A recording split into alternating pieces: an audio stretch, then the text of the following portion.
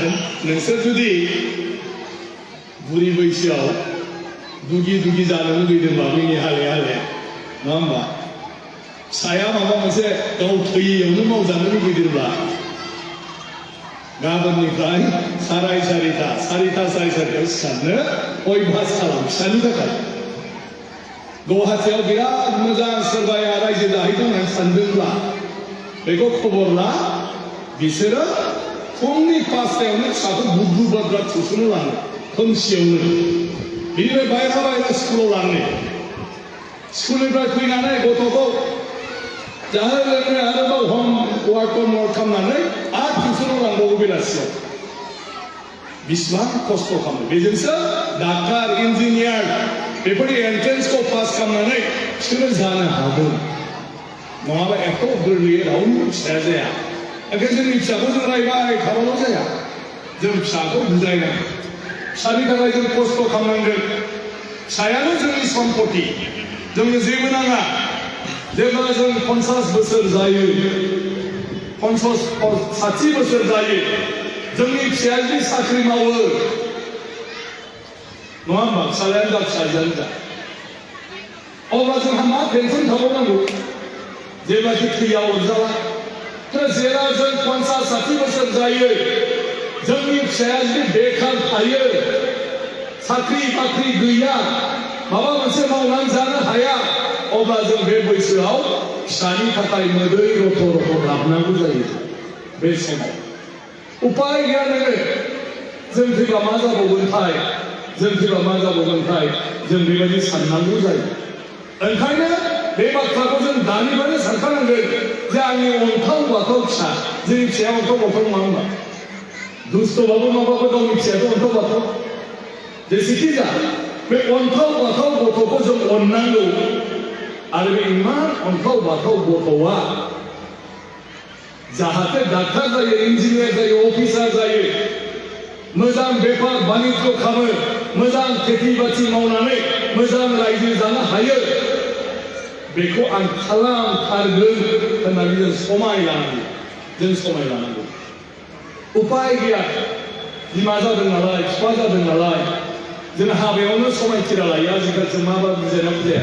जों दाउ बुजायनायखौ नुयोमोन जोङै आइ आफा रायजो राजा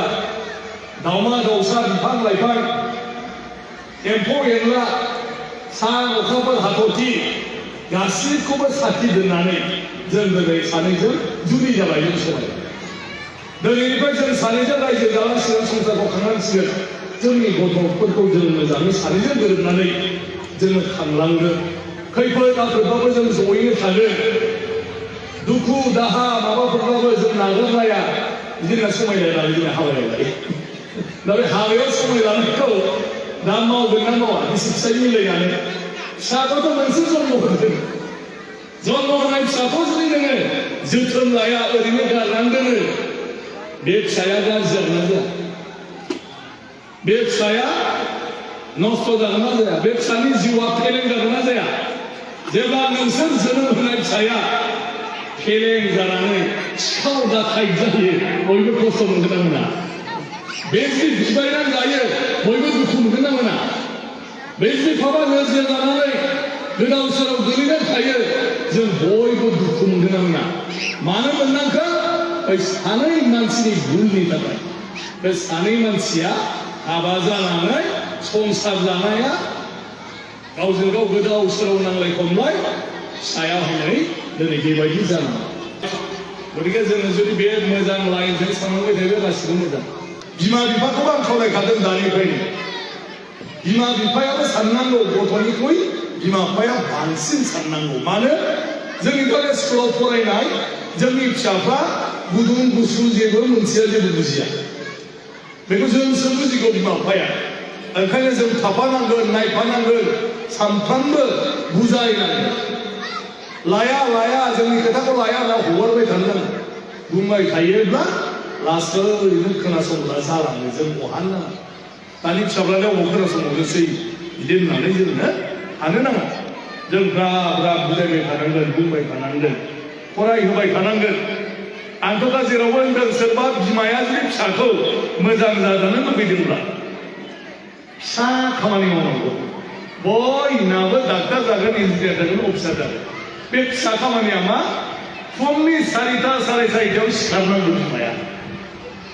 बिनिफ्राय फिसाखौ फुंनि 5टायावनो फोजानानै टेबोलाव जिरायहोनांगौ फरायहोनांगौ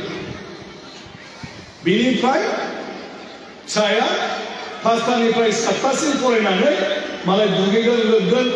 दुगैनो बानाय अलसियाफ्रा आथिं आखाइ सुनानै माबा मोनसे जानानै स्कुलाव थांगोन आरो स्कुलनिफ्राय 3टा 4टा सफैगोन न'आव मा गेलेयो मा खालामो दरखार गैया नायनो गेलेथों लोगोजों थांथों हाबा गामियाव बेरायना फैथों जेबो माथा मारि नङा खिन्थु मोनानि 5टायाव जाहाथे फिसाया न'आव फैनानै टेबोलाव जिरायो बेखौ बिमाया खालामो 5टानिफ्राय 6टा 7टा 8टासिम फरायगोन 3 घन्टा 8टानि उनाव ओंखाम खुरनानै होगोन बिनि उनाव 9टा उन्दुबाय आरो जुदि गथ'आ गाव बुजिनानै फरायबावो होनबाथ' 11टासिम फरायबावनो हाबाय 12टासिमबो फरायनो हाबाय खिन्थु आंनिया जाहैबाय सानसेयाव 5 घन्टा टेबोलाव जिरायथारनांगौ टेबोलाव फरायथारनांगौ आरो बेखौ बिमा बिफाया खालामथारनांगौ फरायालासिनो जोंनि गथ' गथाया मालाबाबो गोरों जानो हाया स्कुलाव फैनानै मास्टारफोरजों फंनैसो फोरोंजाबानो गथ' गथाया लेखा गोरों जाया न'आव जोङो जोथोन लाथारनांगौ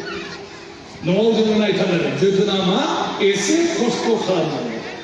जों फिसाखौ खांबाय नालाय हाबा जाबाय नालाय सांसारिक जिबन जोंथ' साधु नङा सयनासि नङा मालायनि फिसाखौ बुंनो बेसेबां गोरलै आं दा लेखाखौ बेसे गोरलै होनबाय थादों आं बेसेबां गोरलै होनबाय थादों मालायखौ बुंनो बिराद गोरलै मोगथाङाव जुदि जानांगौबा खालामनांगौबा खस्थ' आं ओंखायनो होनदों 4टा 4:30 सिखारनाया बिराद खस्थ' खिन्थु जों जुदि हुदा खालामो अयभास खालामो जों हायो हरावलाय मा नांनायनि टिभि नायबाय थानांगौ सिरियाल नायबाय थानांगौ हरावलाय मा नांनायनि मबाइलाव माबा माबि मोसानाय नायलायबाय थानांगौ थाब उन्दुबानो जायो नङा होमबा आंथ' गामियाव दासिमनिफ्राय आं गामियाव हाबफैबाय फैफिनबाय आं गामियाव 37 बोसोर 37 इयार्स जाबायमोन आङो न' गारनाया मेट्रिक पास जाबानो आं आन्दलननि नामाव न'निफ्राय ओंखारलांदों बायह्रा थांनानै MLA जाबाय MP जाबाय बिनि उनाव स्पिकार जाबाय खिन्थु बिनि उनाव आङो दा बिदिजों जालालै होननानै गामियाव थानांगौ आं दाख्लै गामियाव न' लुनानै आइ आफा रायजो राजाखौ आंखौबो गामियाव सोदोलै होननानै आङो दाख्लै गामियाव हाबबाय आरो दानिया गामियाव हाबनानै मा नुखो आङो हरनि मोनानि 9टायावनो उन्दुनो बयबो ओमफ्राय आंथ' अयभास गुवाहाटियाव 12टायावसो ओंखाम जायो गुवाहाटियाव बेरायनानै थायो 9टाया जेबोआनो नङा 10टाया जेबोआनो नङा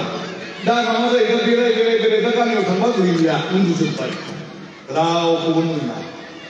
बेबायदि अबस्था जुदि 9टायावनो उन्दुयोबा 6 घन्टाल' उन्दुनांगौ खैथायाव सिखारनो हायो